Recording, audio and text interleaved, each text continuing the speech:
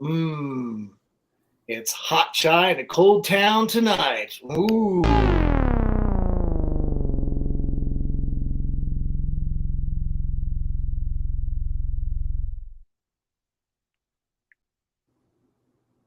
This is COFOH Live Undead. I am your host, Daniel Crosier, and I am joined by the amazing duo that makes horrible things Film Club. Yeah!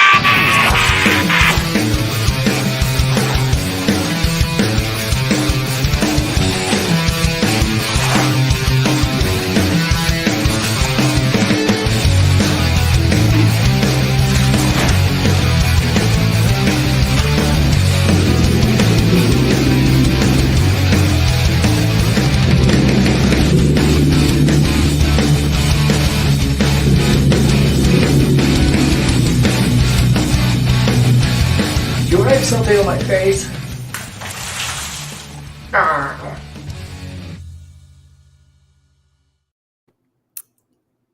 Eric, Madi, how are you? So good. So good, Daniel. So good to see you, man. Excellent. What an Excellent. Thanks. Yeah. Oddly enough, we're going to be redoing that, and it'll be bloodier. So, Perfect. Yeah, that'll be fun. Yeah, as one should be.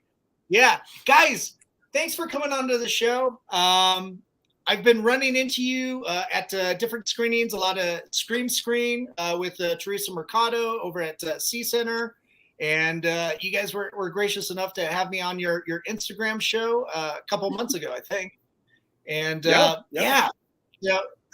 you wanted to have you on and chat with you a little bit, get to know you a little bit more, and introduce you to some of our audience as well.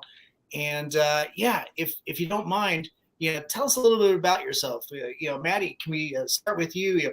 Who you are, where you come from, and how you got into making Film Club. Yeah.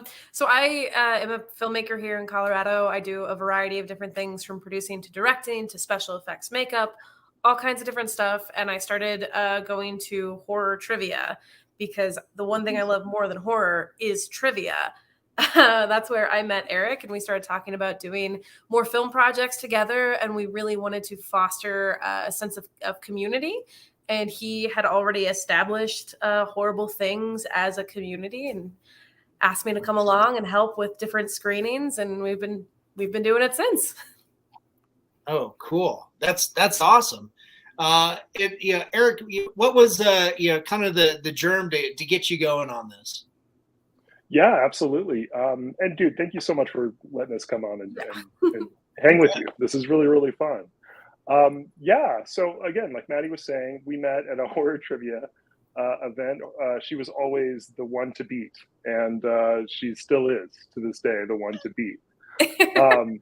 But yeah, we were hanging out at this place. You may have heard about it. It was called the Horror Bar, and unfortunately, it wasn't the best place, and it kind of shut down because the guy who started it wasn't a great dude. So we really ran into some great people there. We met a lot of great people. We met each other. We were found this community of people who were looking for a place where they could kind of come together and talk about horror movies and see horror movies and do different things like that. And after that all kind of happened, we're we got to set up our own thing that can't get disrupted by, someone else's behavior. So I started doing the Horrible Things Film Club as a result of that. And the idea was we would not centralize it to a single thing. We would maybe host a screening at either at a theater, like we did one at the Draft House, or we would do something a pop-up at a bar and just kind of host it at different little places and just make it kind of a destination thing, like a little event thing. We started doing that in July 2021. Got some traction with things over the next year or so. And in August of last year, we actually got access to a space that allows us to kind of have more control over some stuff. And we've been doing private events there pretty regularly. And it's been awesome. It's been a great fertile ground for us to kind of, build on what we've been doing, but with a little more focus and a little more consistency. That's awesome. You both have filmmaker backgrounds, and doing this, this club, kind of bringing the horror community and horror film fans together. What kind of programming are you showing? And what are you exposing new audiences to? Yeah. Madi, do you want to take that one? I think you've programmed some great ones. We do all manner of programs, from highbrow to lowbrow to everything in between. We tend to do film nights that have some kind of overarching theme, whether it's a filmmaker focus, where we invite a local filmmaker to come show one of their pieces and then show a film that directly inspired them and discuss why that was influential and what they care about in the filmmaking space. But we also do like education-based nights. Like we had Professor Eddie Scahill come in and talk about the film The Innocents, which was a lot of fun. I talked about Grindhouse and why Grindhouse is so essential in film history and why everyone loves a splatter flick. We've done all manner of things, including Real Wars, which is a really fun concept of taking 10 minutes of just maybe the worst movie you've ever seen, making everyone watch a random section of the movie and then vote on which one they want to finish. It's like a self-inflicted punishment. Ooh. It's fantastic. That's awesome. That sounds like such a great way. Hopefully, each one ends horribly. It's terrible. Daniel? Terrible jokes. I know. Oh, Daniel, God. It has. Yeah. Every time. That's awesome. The you mentioned you had Andy Scahill over. Yeah. What was with Innocence?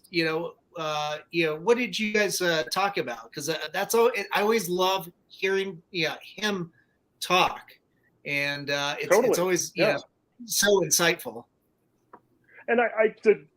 Total transparency, we owe Colorado Festival of Horror that relationship, because I met Andy when he was doing one of his talks about Scream Queen, the documentary he was part of during the inaugural Colorado Festival of Horror. And, I just loved, again, just like you're saying, he's so insightful. He has got such a unique perspective and is so well-versed in so many different things. The Innocents is a great film. It's a beautiful film, but it's also a foreign language film. It's about kids. It's about, it's horror adjacent, not necessarily a total horror film. And it's probably criminally underseen as a result. So what was awesome about Andy picking that movie is that, again, it was like, this is a beautiful movie. This is an excellent movie. And a lot of people would kind of not avoid it, but they just wouldn't embrace it. So having him come and give some context about like, okay, here's what these characters kind of represent. Each one of them kind of embody a different space, of like personality types and different things like that.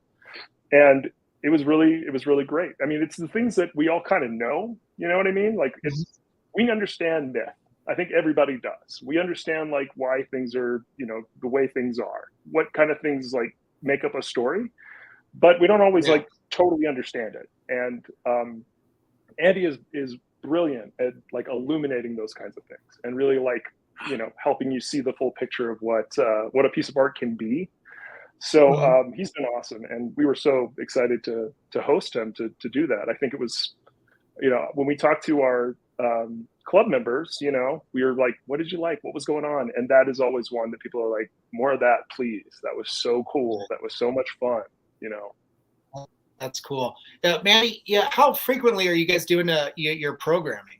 Is it like a weekly or a monthly thing? So we do a few events every month. It depends on the month and the surrounding circumstances. Like we have different filmmakers come in to promote stuff if they have something to promote. So we might have a month where we have a couple extra events here and there. And then we also work with a marketing company that allows us to have limited seating at advanced screenings. And we don't really control what screenings we get. So sometimes there's 4 in a month and sometimes there's 1. But we try to keep around 3 or 4 events a month. Nice. Wow. 3 or 4 events a month. That is quite the juggling act. I'm lucky if I get out of bed once a week, So hats off to you guys for conducting that. where can people go to, get the latest updates on, where your meetups, where your screening stuff? Is it the Instagram handle? It is, yeah. Horrible Things is the banner. We've got a profile on Eventbrite, which we've been really enjoying.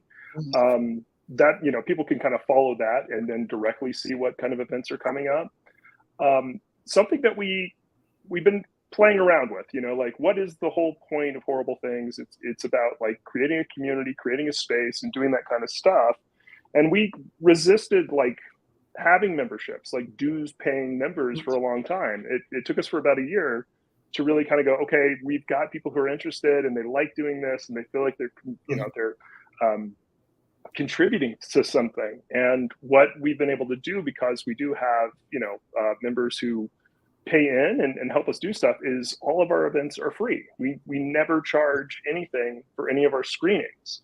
Our members always get seating priority. So if we have an event, we announce it to them first. We let them kind of plan around, and then after we kind of see where things land as far as available seating from there, then we open it up to the public. And the intention is, let's meet some new people. Let's get people who are maybe, not totally sure what a horror film club is, or have no interest in a Scandinavian horror adjacent supernatural kind of like superhero movie about kids in Swedish project housing projects.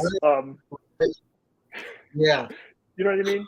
You open the door like that and you let people come to you, and it's awesome. You meet all sorts of interesting people who maybe didn't think that this was something they'd be into. And then all of a sudden they're like, I love this filmmaker. I love this thing. I just saw this. Have you seen this? And it's just conversation after conversation. And I'm sure you've been in that space when you find somebody who likes something you love, and it's just like, this is the greatest thing of all time. I'm so glad I've got this, ultimately that's what we're doing. Yeah, most definitely. I love, coming to these things like, Eric, you and I met up at screenings for like Scream Screen, and like one of my early memories, I think it was before I met you. Yeah, actually it was, because it was pre-pandemic, and I went and saw Sleepaway Camp, and Teresa had brought Melissa Rose. And the last time I saw that, I was a teenager in high school, and I thought it's interesting, when you see something with an audience versus seeing something, at a different point in your time and you're alone or something like that. I thought, back then it was the dumbest freaking movie ever. Yeah. Needless to say, I wanted to find other really bad movies to replace that. And I just love terrible films. I mean, I wouldn't say I'm a connoisseur, but anyway, saw Sleepaway Camp, at the C Center with a full house, and the context changed drastically. Everybody was into it. We're all having a good time. You're also able to read the subtext where all the, the hunky dudes are wearing like skimpy little outfits. They're so hilarious. It's like, oh, what a great, kind of switch on like the whole male gaze trope. Now it's the dudes that they're the meat. Of course you've got that that the movie's known for and everything, but it was great just to be in a group setting watching that film and having that experience in real life, in real time, I should say. Of course it certainly didn't hurt anything to have Felissa there.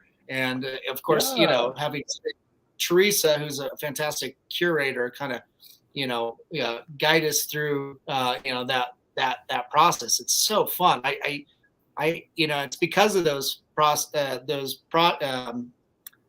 presentations that I have found respect for curation, which you guys do, and you do well.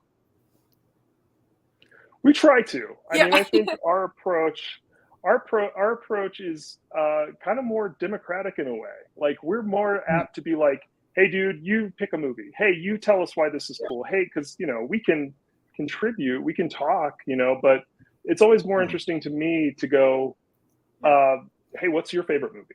That's always, the question I want to, because it tells you so much about somebody. You know what I mean? It's so personal. If someone asks me that, I shut down immediately. It is the most devastating question in the world. How do you pick one? It is so nice Pick one, Daniel.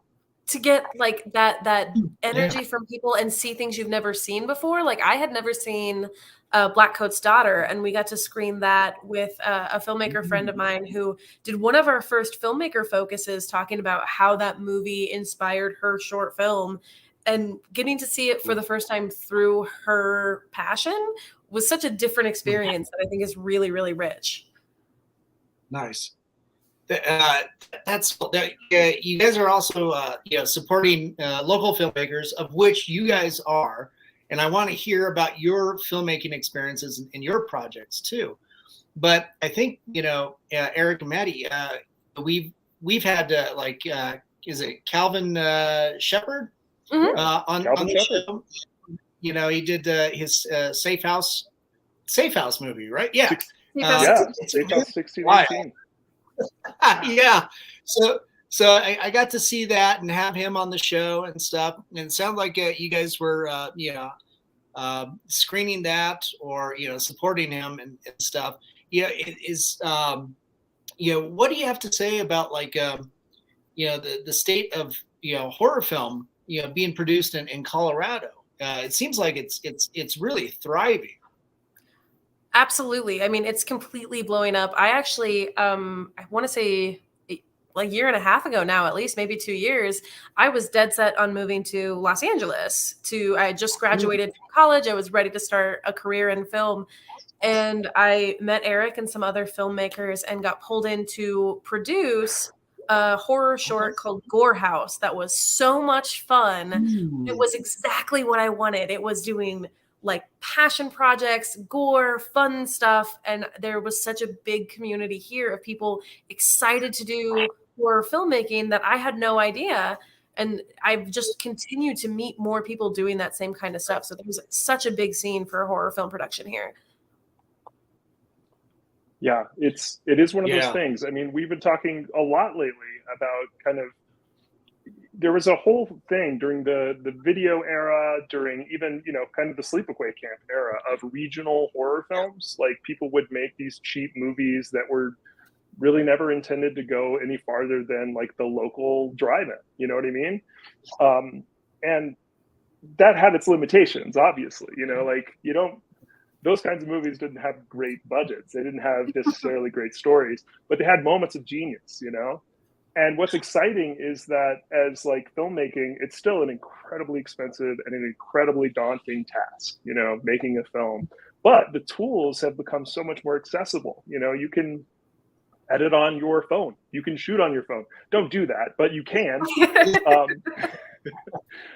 But the craft of filmmaking is more accessible than it's ever been before. And there's some really, really awesome things coming out all over the place. You cannot write off regional filmmaking anymore. You will find something if you look that's really exciting. And I think Denver has so much talent, and Colorado also, Colorado Springs, Fort Collins, we have a lot of really ambitious filmmakers and great film schools and just people who are passionate about it.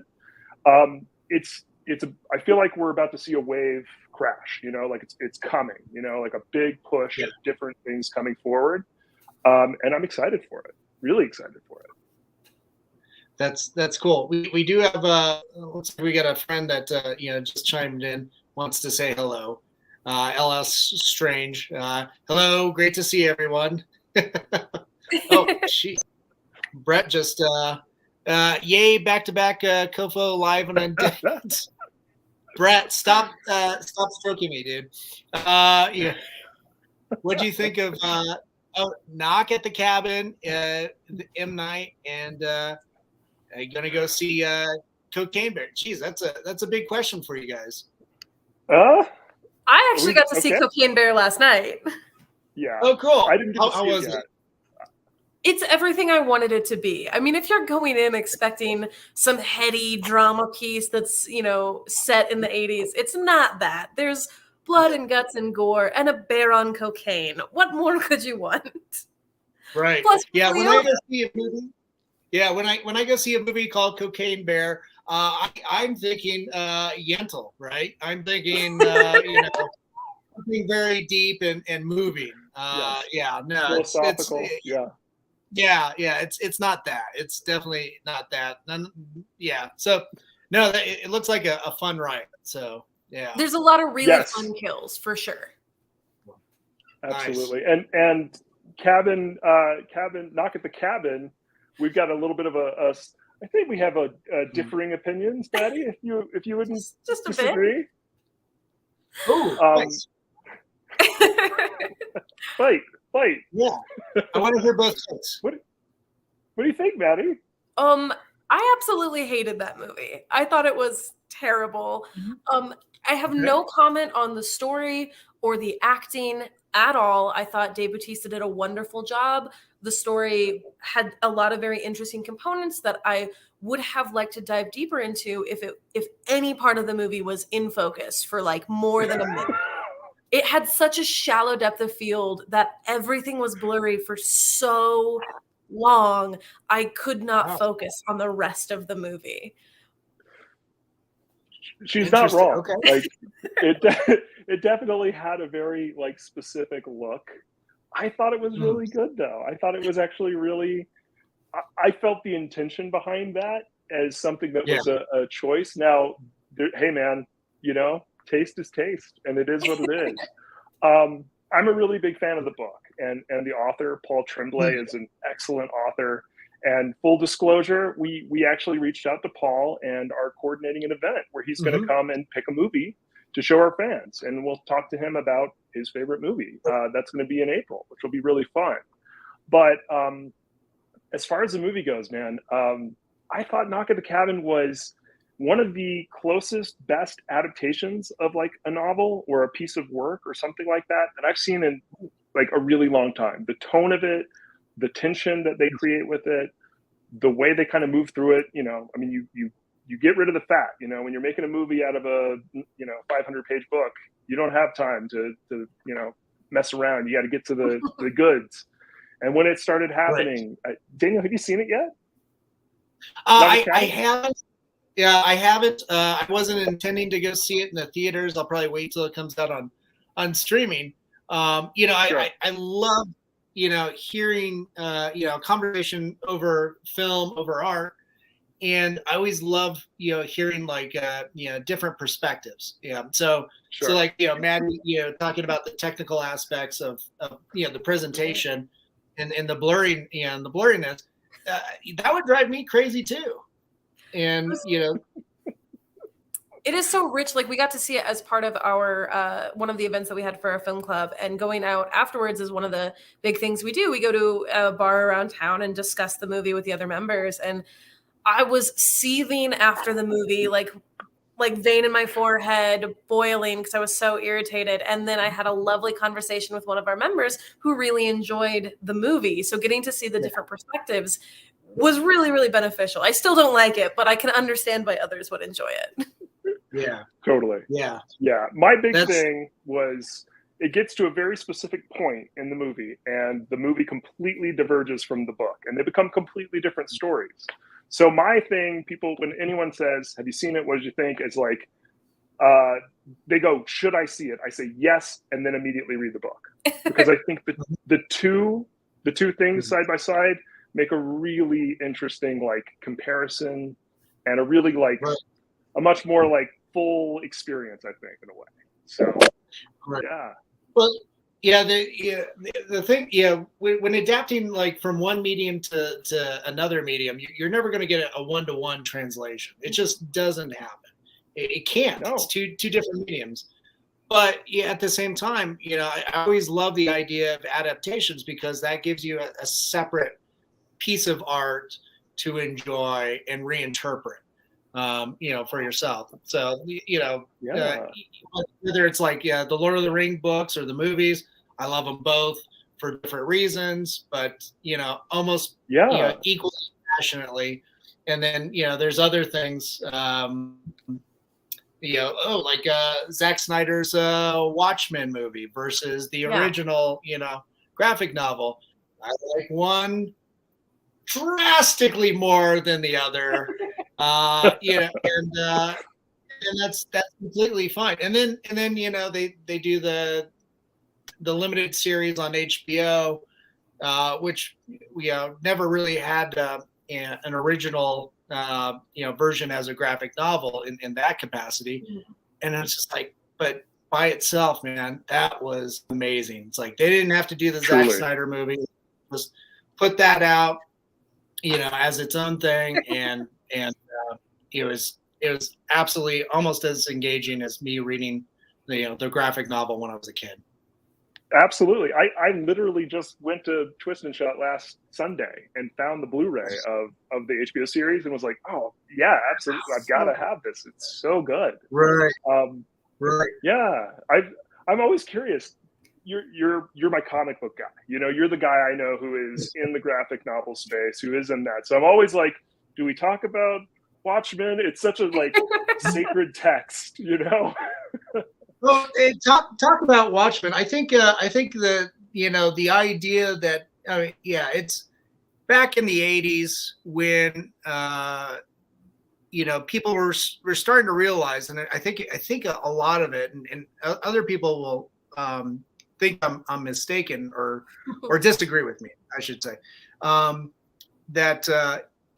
back in the 80s you had this influx of British writers that were coming in that presented a certain sophistication. And so the go-to, of course, back then was Alan Moore, and shortly after that, Grant Morrison came through, and you had a few others, Neil Gaiman, but came through, did pretty much the go-to run for Swamp Thing, which I'd imagine James Gunn is probably going to take that as the source material for the upcoming movie, but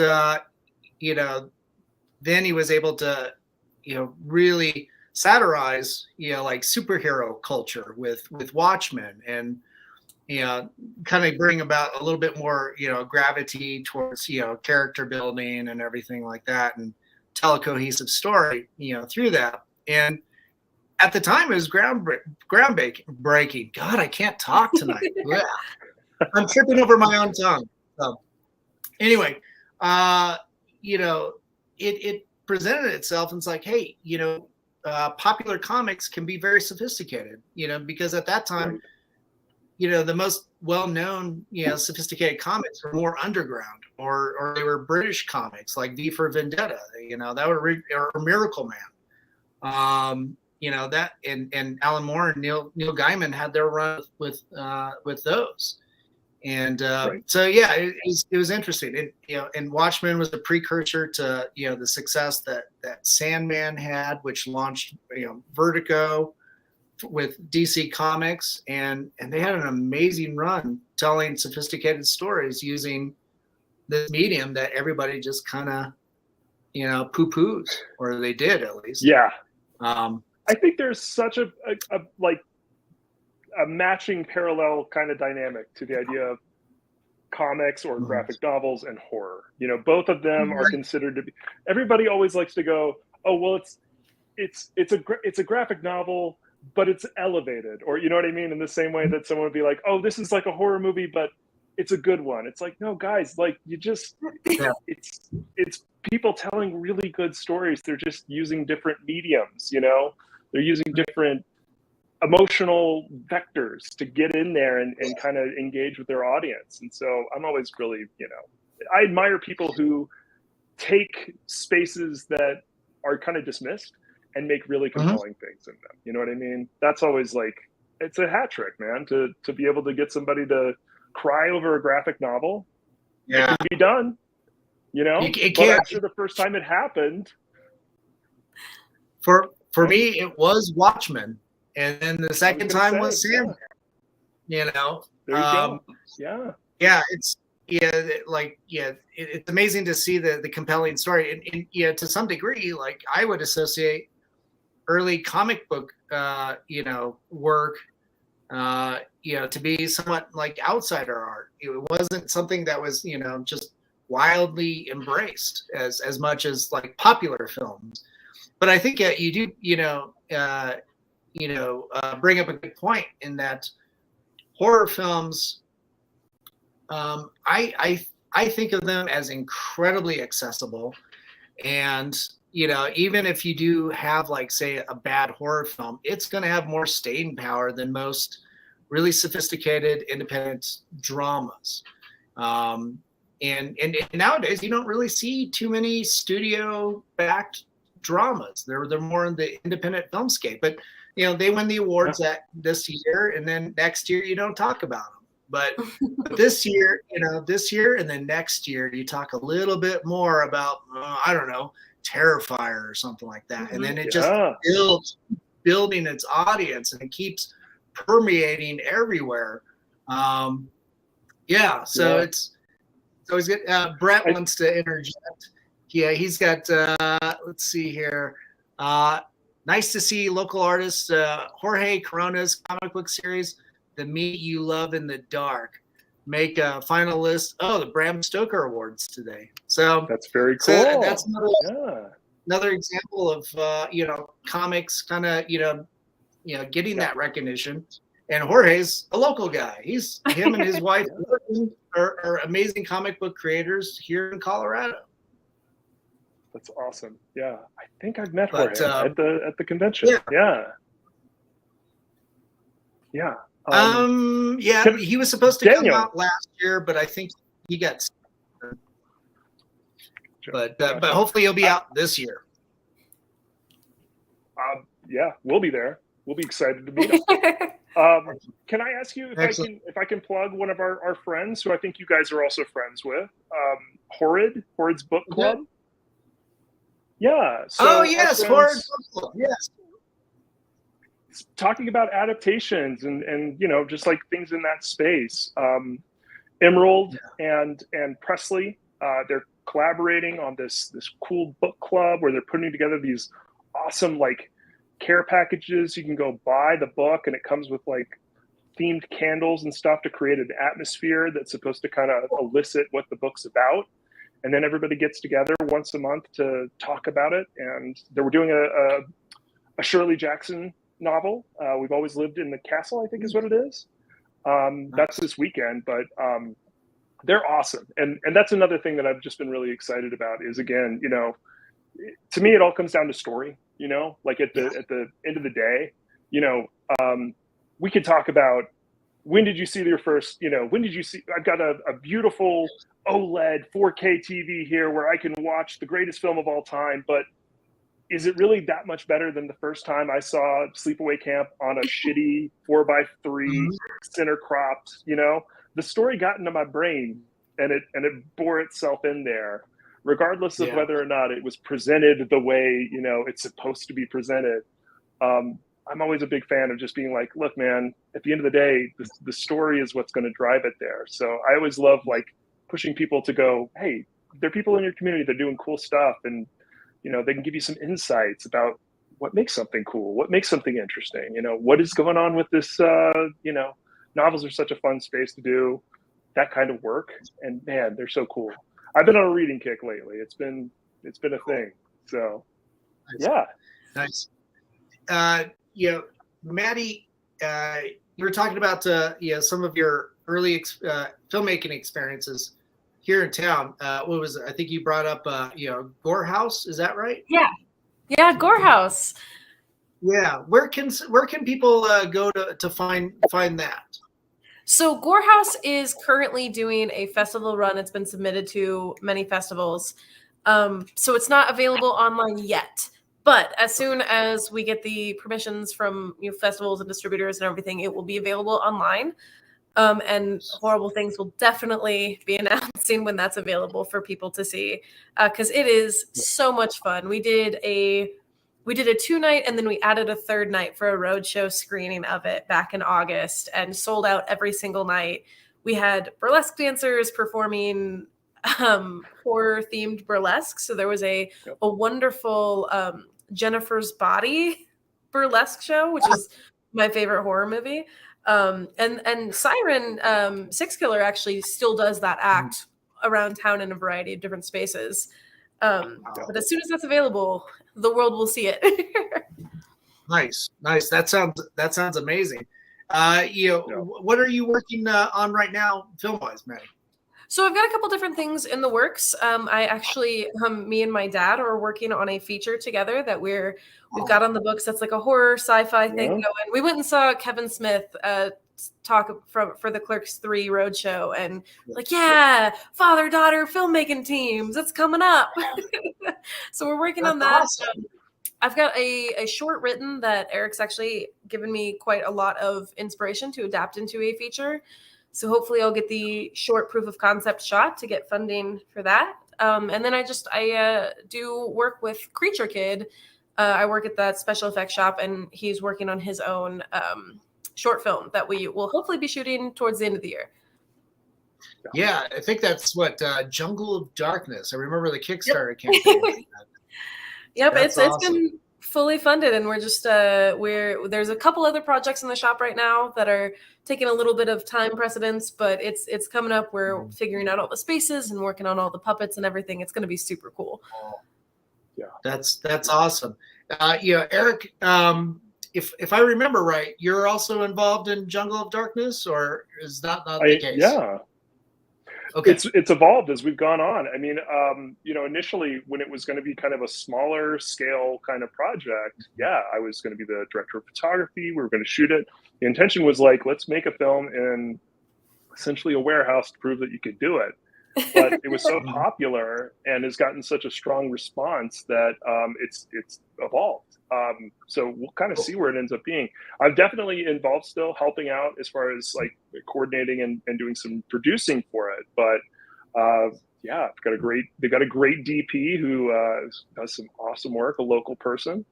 And if the stars align, man, it's going to be really special. It still stars Daniel Roebuck, who's such an awesome actor. He played Count, the not Grandpa Monster, but because there was no kid. That's right. You're right. Good point. Right? Yeah. Yeah. But he's a great actor. He's been in everything, and I think he was in 3 of the last 5 Rob Zombie movies, and he's a great actor. Okay. And he was in The Fugitive. Dude is awesome. So even and then just a litany of awesome practical effects puppets, and it's going to be something else. That's so cool. Eric, do you have anything else in the pipeline, creatively that you're doing? Yeah, I mean, we have really moved, I think, a lot of our efforts to the club and really kind of trying to foster some different things that can kind of cultivate that a little bit. I mean, we were both really inspired by the Gore House kind of thing, which was the filmmaker. Her name is Carmen Simonek. She's amazing. She's really talented. She wrote the piece with her partner, Elijah Ziegler. And they're great. They're film school kids who just wanted to make something really inspiring and cool. And from kind of that experience, we're like, let's try and figure that out. So we have developed a filmmaking grant within the club, from the dues that our members pay. We're putting together, it's not a huge amount of money, but it's, enough that we can kind of help people, pay to submit to festivals, or maybe pay to get a day's worth of color correction from a professional or something like that. Repair hard drives. Or more to the point, repair hard drives that crash. Carmen was the recipient of the first film grant because a hard drive crashed and they had to pay $800 to get it recovered. It was like, wow. That's tough. So right now we're developing some workshops. We're developing different things within the space to try and let the community kind of guide us a little bit about what they're interested in doing, and we create a space where we can cultivate that and just kind of go from there. I work professionally as a post-production coordinator at a local post house, so that's my day job, and I'm doing a lot of cool stuff in that space. But right now, the creative stuff is really kind of just like, hey man, how do I help my friends and future friends make exciting, cool stuff, do the things they want to do? So That sounds awesome. Yeah, it sounds like you're creating, a wonderful, space, for a community to kind of coalesce around. Yeah, especially all things horror. Introduce them to new things that they normally wouldn't be introduced to, and at the same time, kind of foster local talent to go out there and make their own projects and their own films. That's amazing. Yeah, I mean, it's the kind of thing that I think Maddie and I, like, the underlying philosophy is like, what do we wish we had when we were, just out of college? What kind of things would have helped us? And it always evolves. We've never done the same kind of thing twice in that way, because you can't. You got to kind of let it be its own thing, and we're just kind of along for the ride, just to kind of help push it along. So, wow, that's so cool. That's awesome. This year we've got all kinds of like horror events and screenings and all these things. What are you guys looking forward to as fans? Yeah. Great question. At Fan Expo this year, the cast of Scream is going to be there. And I've gone to Fan Expo since before it was called Fan Expo. Every year with my dad, we all go. Huge comic nerd, and everyone's in costume. But this year, I might have to scream it up a little in honor of the whole cast being there, which is going to be, that's what I'm most excited for, I think, in the coming months. Nice. That's cool. Yeah. How about you? There's just so many different things. I'm always excited for the Colorado Festival of Horror. When that weekend comes around, I take the Friday off. I make sure I'm ready to come and see what's going on. Love the guys you guys bring. Like you bring great guests, and the access to those people is so awesome. Yes. You know what I mean? To hear the Terrifier guys talk about the movie, and then go out and have like the biggest blowout success with Terrifier 2 was like a very surreal experience. There's also the Telluride Horror Show. That's always really fun too. There's just lots of cool things, kind of in the latter part of the year. Movies that we're excited about, it's a big year for adaptations. Like, it's kind of a weird thing in that way. There's 2 Dracula adaptations this year. There's the Renfield, which is the Nick Cage as Dracula. And then it looks great. It looks awesome. And then I always forget the filmmaker's name, and I hate myself for it. He's the director of The Autopsy of Jane Doe and Troll Hunter. He's got a movie called The Last Voyage of the Demeter, and that is the ship that Dracula takes to the new land. Yep. So I'm super excited for what that's going to be. I mean, that sounds like perfect material for this guy. Like, have you seen Autopsy of Jane Doe? I actually haven't, but I know I've seen Troll Hunters, which I absolutely love. That reminds me. I think is it Robert Eggers that's adapting, making a remake of Nosferatu with absolutely. I think is it Bill Skarsgård. So it's not Dracula per se, but it certainly was inspired by Bram Stoker's original.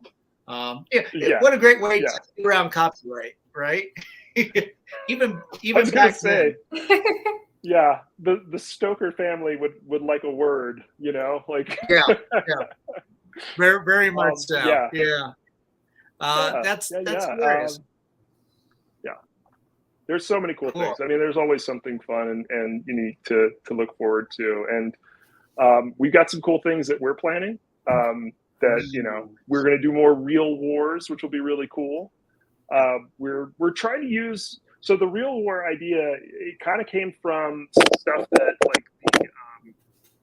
when Tim League, who runs he runs Neon Rated, which just put out Infinity Pool, and he's a really he started the Draft House, basically Alamo Draft House in Austin, and one of these things they did was this thing called Weird Wednesdays, and they would do this stuff where they would play the first reels, like literally the first film reel, which is 11 minutes long, of movies they didn't even have labeled. They'd just be like, all right, put this one on, let's see what's going on. And then their friends would just get around and get drunk, and then they would go, okay, that one was weird. Let's finish that one. So what's funny is that the company we started with is the American Genre Film Archive, which is the nonprofit that Tim League started to preserve all those films. So they have an awesome catalog of weird shot on video movies, exploitation movies. They're not all horror. I mean, a lot of them are actually like really beautiful films that are really just kind of lost to time. And some of them are really stupid, skeezy stuff like Bat Pussy, the first adult film. But the idea was like doing a similar kind of thing, The Real War, lets us kind of highlight weird things within the genre. So some stuff we're looking at is like the video nasties from the UK, which was this whole thing about censorship. It was very like, and they're still very rigorous about this in the UK about like, certain people, like the movie Monster Squad is rated, they're like PG-13, but it's 15. And even to this day, if you're not over the age of 15, you are not allowed to see Monster Squad in a theater. But during the 80s, there was such a moral panic about like people seeing things like Texas Chainsaw Massacre and Cannibal Holocaust that they called them video nasties, banned them outright. If you were caught with them in your home, you could be arrested. If you were selling them, you could be arrested and fined and all these things. So there's all these crazy stories that exist like in the history of horror that we think, that sometimes they're more interesting than the movies. So we're trying to kind of use those little like the Real War idea is like a way of jumping off and talking about cool things that happened in horror. But also we just want to do stuff like show trauma movies too. We just want to like, get together with our friends and watch, Romeo and Juliet. Like if we can make that happen, great. Yeah. That's hilarious. Yeah. Film preservation is such an important thing. The stories that go into it, obviously censorship, banning and stuff like that. But, film itself is so delicate, and it degrades so quickly over time. So, if you can't, cultivate a community to help preserve, that art, you're right. It's lost to history. Recently with everything going to like streaming and stuff, one of the things that I've noticed with media companies is they're starting to, shelve a lot of their content that they had on streaming in order to save a buck, right? So they don't have to pay those royalties or some stupid shit. And just started reinvigorating that interest of physical media, so that you buy it, you own it, it's there and it's tangible. It's that artifact, now. And because of it, you can now also help preserve it. Except never give it to your friend who has a tendency of not returning it. Yeah. You gotta learn. You learn. I'm a big fan, Yeah. Yeah, I've got a few titles that I'm a fan of. Yeah, you guys. DVDs, VHSs.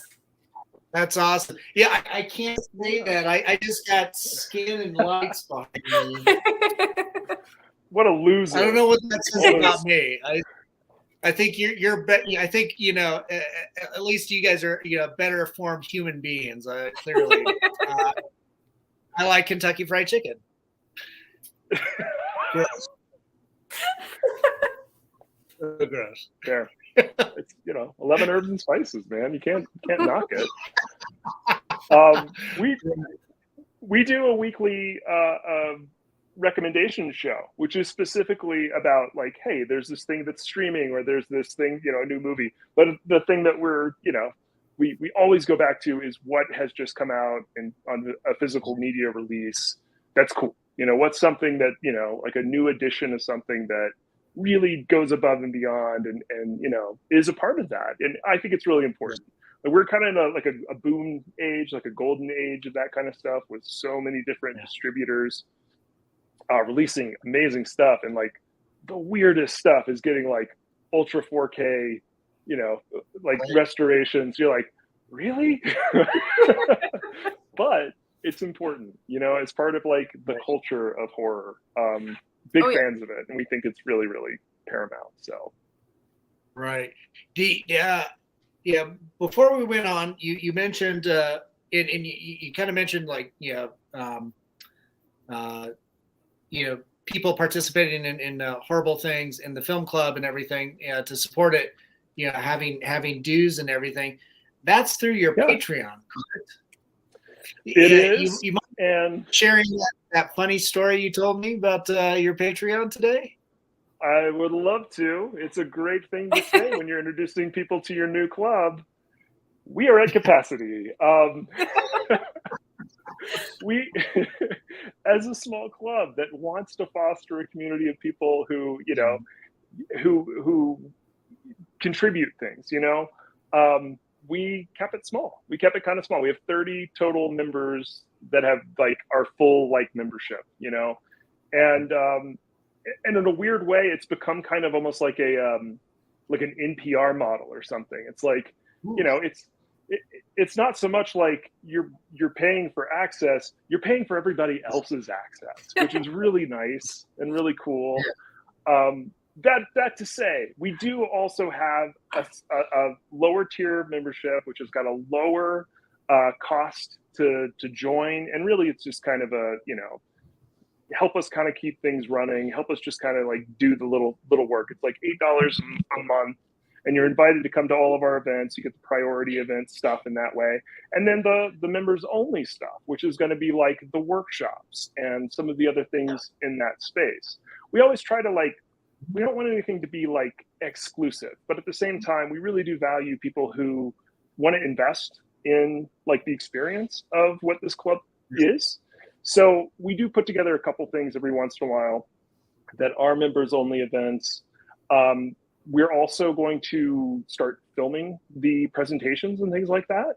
And those presentations will be available to stream live for members only and through Patreon kind of as an archive. So that kind of stuff will be kind of bonus things that, you can always come. If we've got a seat, please come and hang out with us and listen to our filmmakers or special guests talk about movies and watch a movie with us. But if you can't and you think it's cool and something you might be interested in, check out our Patreon. You can join at the lowest level, the $8 a month, and we'll afford all that stuff to you. We'll get as much to you as we can, That's kind of our whole thing. Oh, that's awesome.